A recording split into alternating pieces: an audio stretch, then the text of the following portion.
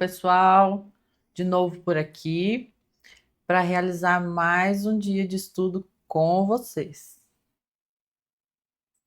E aí, como estão os estudos aí? Estão conseguindo estudar além das nossas 2 horas juntos? Aproveitem esse momento que teremos agora. Serão 2 horas de vídeo para acompanhar você nos seus estudos e para que você me acompanhe também. Hoje a nossa programação será legislação extravagante com a lei de tortura e também iremos tirar um tempo para estudar português e fazer questões, tá? Seja como for que você estude português, nós vamos tirar um tempo hoje. Assim, eu não vou dar a aula de português, como que eu vou estudar português aqui? Eu vou estudar por questões e ir fazendo as pontuações que eu posso compartilhar a minha tela com vocês do resumo que eu for fazendo das questões mais cobradas, lembretes, né, pontuais ali do conteúdo cobrado na questão, tá? E a nossa legislação extravagante da lei de tortura, faremos a leitura da lei seca primeiramente. Então, começaremos por aí. Para quem está chegando agora no canal, esse canal é dedicado a pessoas que estão estudando para concursos e querem constância, querem manter uma constância no estudo e também querem companhia para estudar. Nós nos dedicamos aqui a fazer a leitura da lei seca, resumos e questões. Não é uma aula, tá? Não, esse nosso tempo aqui não é dedicado a isso. Nosso tempo é dedicado a estudo ativo. Então, aprenda a estudar ativamente, não a ficar olhando vídeos de como estudar, olhando vídeo de outras pessoas estudando. Sente comigo e estude. Aproveite esse tempo e vá fazendo também aí da sua casa, seguindo o nosso mesmo cronograma de estudos, para que nesse projeto de 90 dias nós venhamos a construir mesmo uma base forte para concursos públicos, baseado naqueles conteúdos que nós já delimitamos nos primeiros vídeos, que servirá de base principalmente para os concursos da PRF, do DEPEN e da Polícia Civil de Goiás. Tudo bem? Se vocês estão prontos, vamos lá. Abram aí o seu PDF ou o site. Vou colocar aqui no Google e já compartilho a tela para vocês, com vocês, para fazermos a leitura da lei seca de tortura. Vamos colocar aqui a lei de tortura.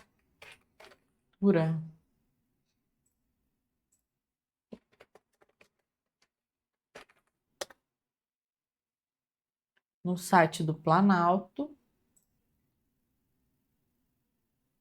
Define os crimes de tortura e dá outras providências.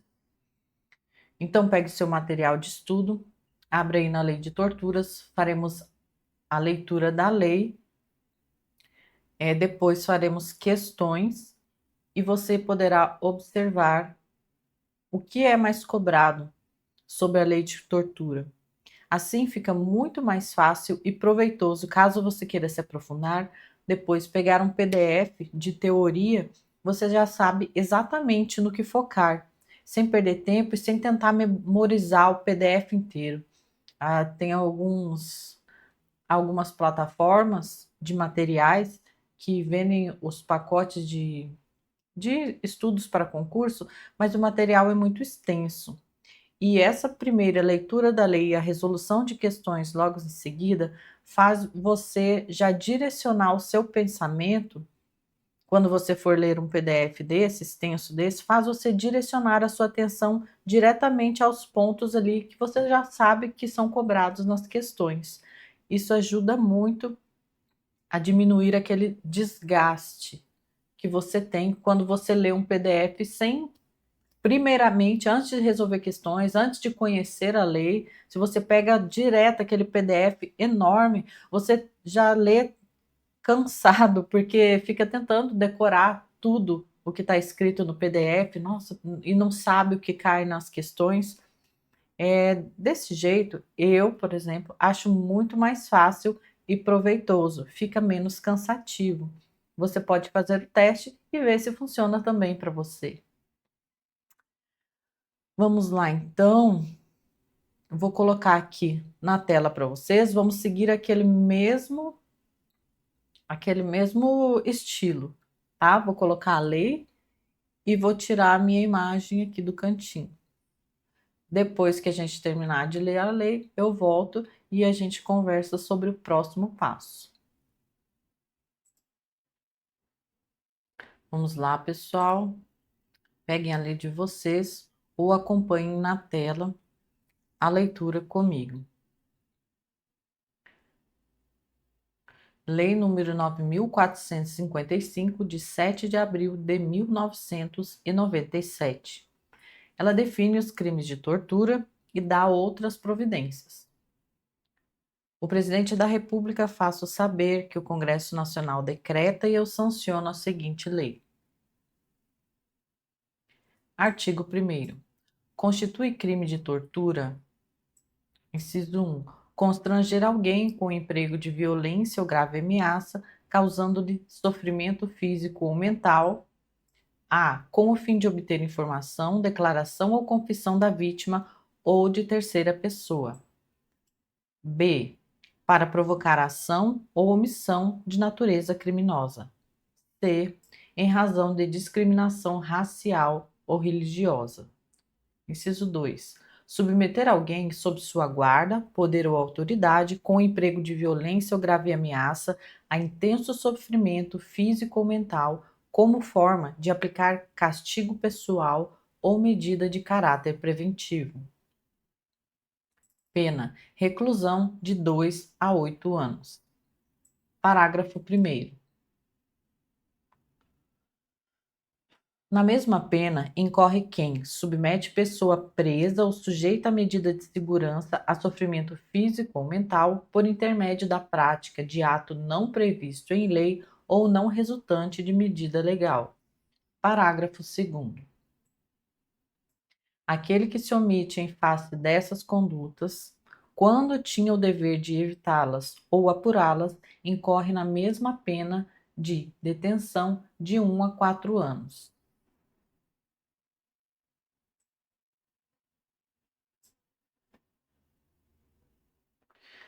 Parágrafo 3º. Se resulta lesão corporal de natureza grave ou gravíssima, a pena é de reclusão de 4 a 10 anos.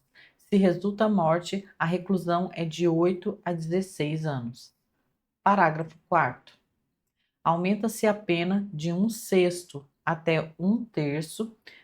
Inciso 1, se o crime é cometido por agente público. Inciso 2, se o crime é cometido contra criança, gestante, portador de deficiência, adolescente ou maior de 60 anos. Inciso 3, se o crime é cometido mediante sequestro. Parágrafo 5º. A condenação acarretará a perda do cargo, função ou emprego público e a interdição para o seu exercício pelo dobro do prazo da pena aplicada. Parágrafo 6º. O crime de tortura é inafiançável e insuscetível de graça ou anistia. Parágrafo 7º. O condenado por crime previsto nesta lei, salvo a hipótese do parágrafo 2º, iniciará o cumprimento da pena em regime fechado. Bom, gente, depois dessa leitura aqui do parágrafo 7º, assim como já vimos na Lei de Crimes Hediondos ontem, já deveríamos imaginar aqui que esse parágrafo ele foi considerado inconstitucional, tá? Por entendimento majoritário do STF.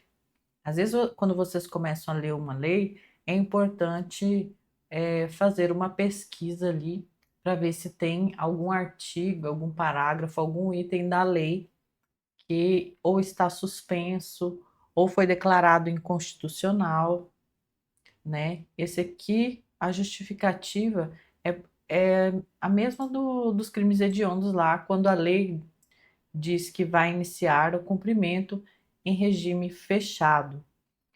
O STF entende que, que quando a lei coloca essa obrigatoriedade do regime inicial fechado, ela está ali violando o princípio da individualização da pena, né, que a Constituição, como lei maior, define, tá bom? Então, muita atenção aqui, que pode isso cair, ser cobrado na prova, ser cobrado em alguma prova, e essa obrigatoriedade aqui da lei, ela é inconstitucional, tá bom?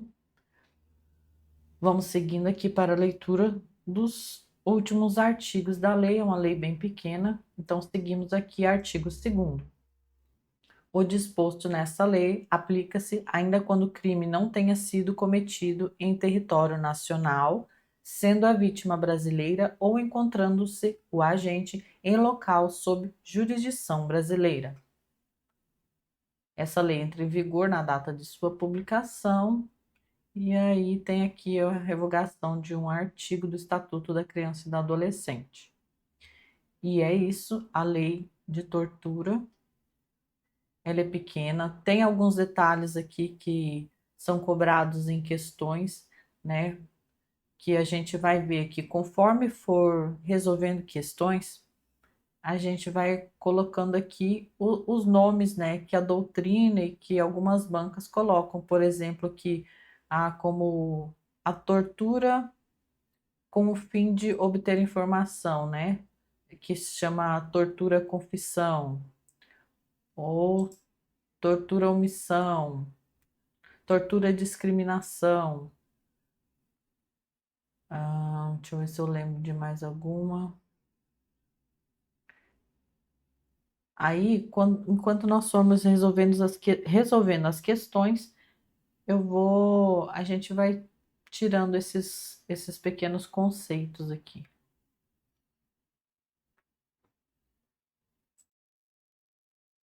Como aqui também a tortura castigo, né? Entre outras. Vamos lá para o nosso cronograma. Então, fizemos a leitura aqui, já vamos marcando da legislação.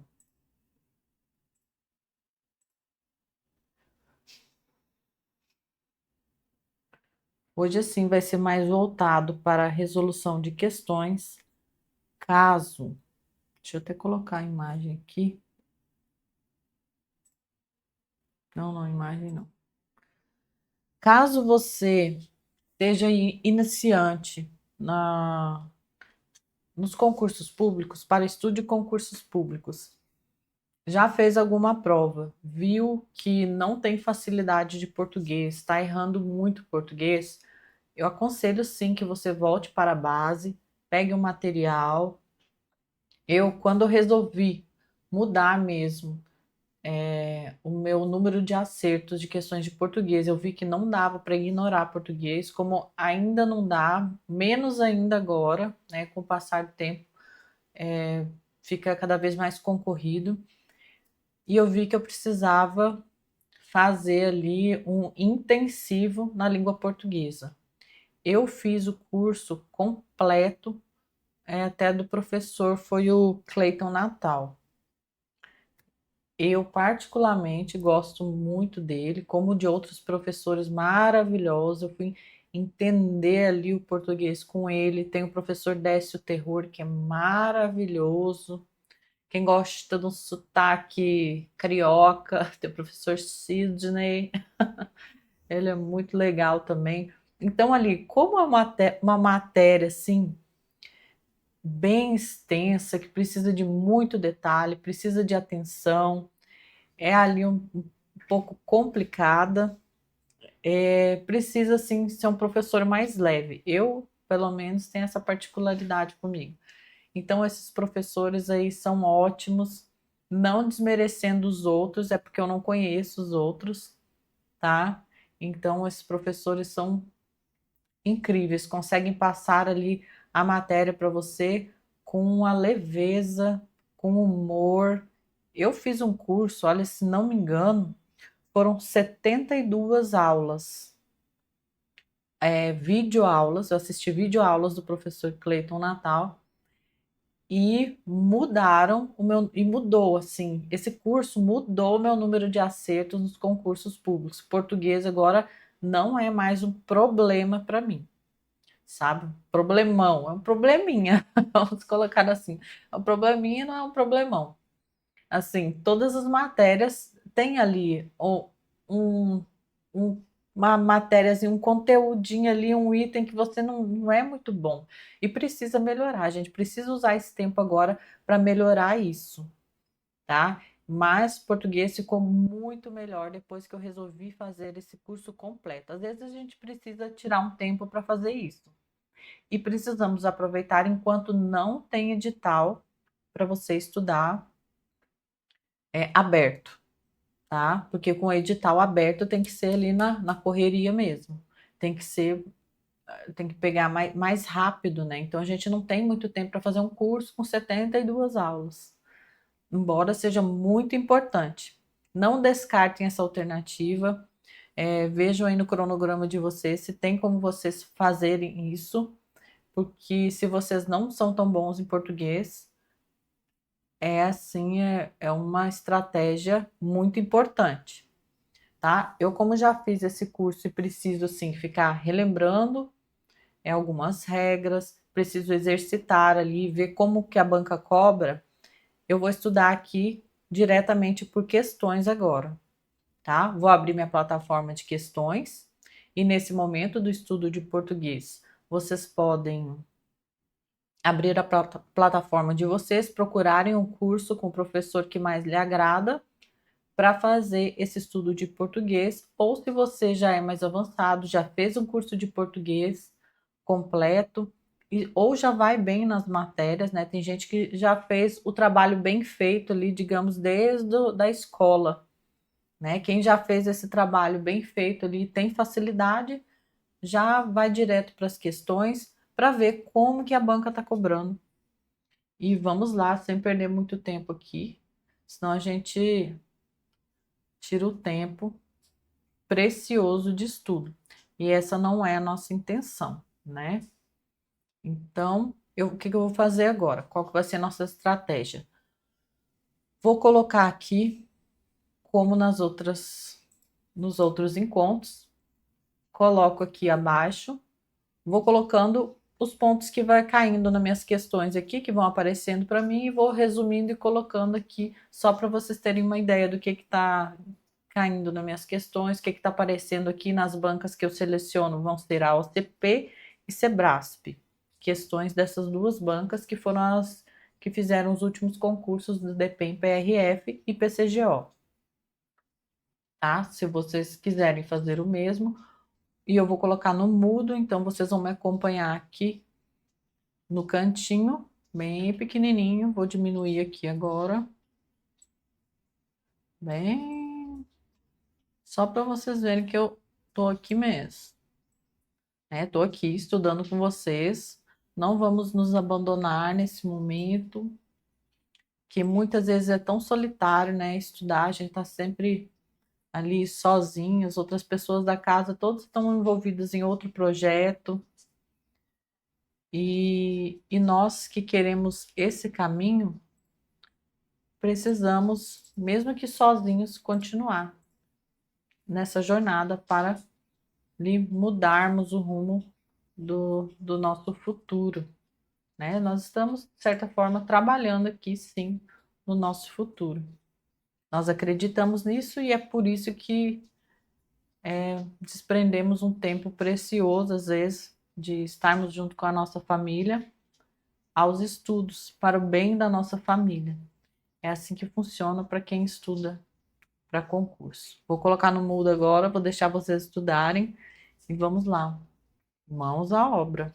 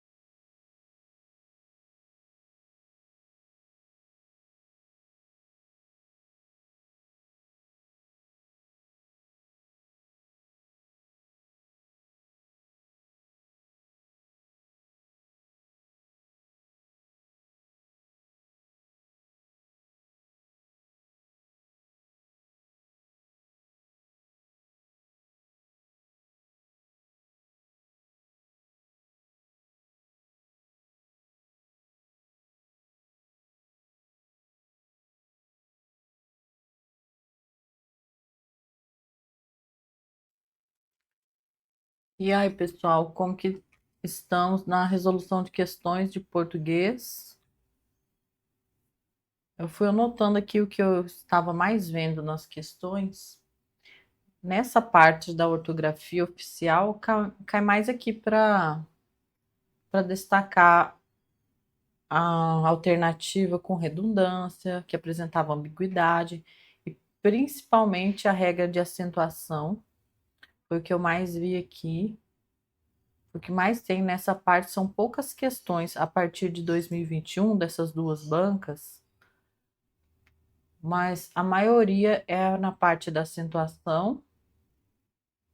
Aqui essas regrinhas, né? Teve uma do porquê,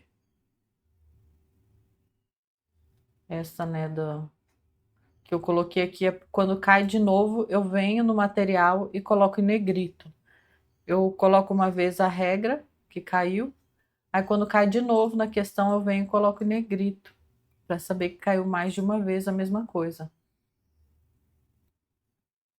Aqui, nessas regras de acentuação, tinha que colocar tudo em negrito, na verdade, né? Mas como estava caindo só isso, nossa, paroxítona e proparoxítona é a que mais cai, a mais cobrada aqui, a regra das paroxítonas.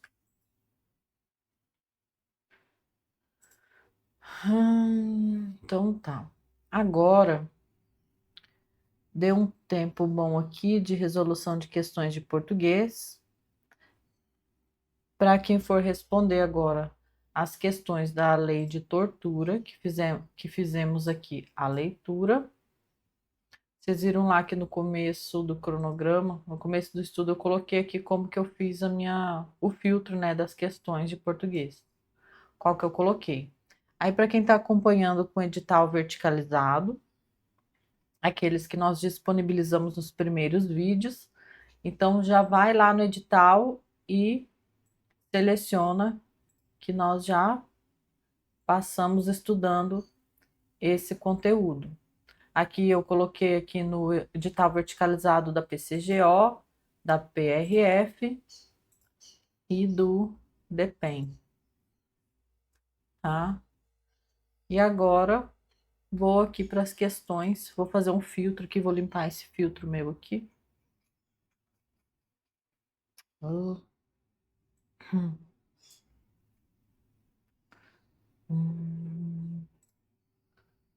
E vou colocar aqui o direito penal na disciplina. Tá dentro enxergando.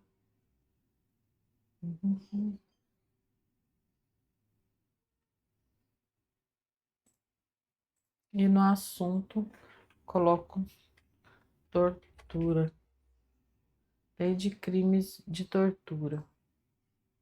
Ok. Não colocar as questões desatualizadas, né? Tirar. Eu só coloco as não resolvidas. Primeiramente, sabe? Para não ficar ali sempre nas mesmas. Colocar as bancas, a OCP, Instituto OCP e Sebrasp.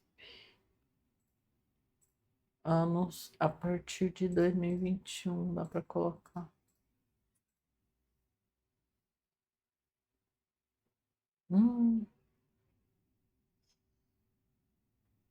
Nossa, uma questão aqui nesse banco de dados que eu tô.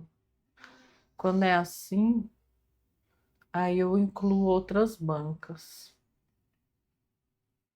Quando é uma lei mais específica, assim, quando é português, geralmente a banca tem um jeito de cobrar, né, bem específico de cada banca.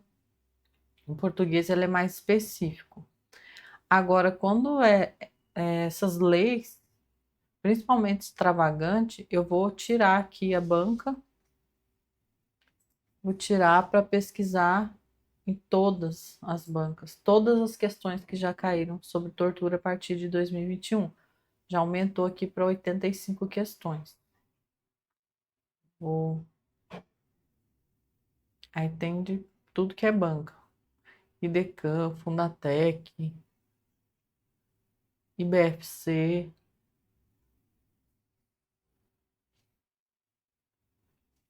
Vou fazer essa aqui. Vamos tirar um tempo agora, né? Mais um tempo até quase acabar as nossas 2 horas ali para resolver essas questões de tortura, então.